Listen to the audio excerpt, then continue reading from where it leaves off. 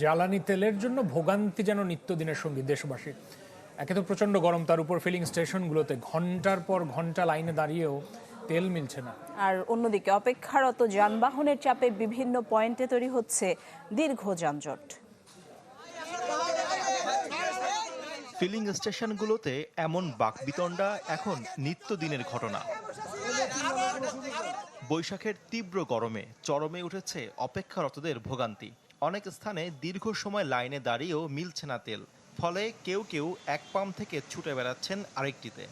তেল নিতে গেলে 12 ঘন্টাও লেগে যাচ্ছে, 7 ঘন্টাও লেগে যাচ্ছে, 8 ঘন্টাও লেগে যাচ্ছে।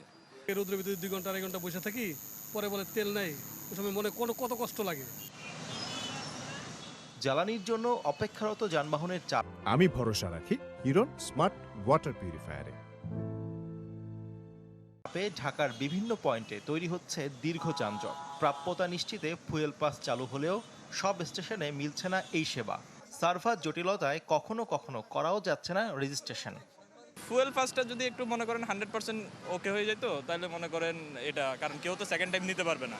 তো এখন ফুল ট্যাঙ্কি ফিল আপ করবে, ফুয়েল পাস দিয়ে নিয়ে যাবে, পরের দিন মনে করেন সে তার নিতে পারবে না। লিমিটেশন থাকলে তো এটাই মনে হয় ভালো হবে। শুধু রাজধানী নয়, গোটা দেশের চিত্রই এমন। কিছু গ্রাহক ও ব্যবসায়ীদের তেল মজুদের প্রবণতা পরিস্থিতিকে করেছে আরও জটিল। তেল কম দেয় আপনার, আর হচ্ছে তেলের ভিতরে ময়লা আবর্জনা থাকে বেশি। আমরা তো যতক্ষণ পর্যন্ত আমাদের স্টকে থাকে ততক্ষণ পর্যন্ত আমরা দিয়ে শেষ করে ফেলি, এরপরে আমাদের কাছে না থাকলে তো দিব কোত্থেকে।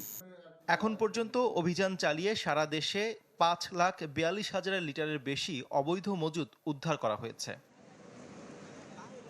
শফি মাহমুদ সাগর, চ্যানেল 24, ঢাকা।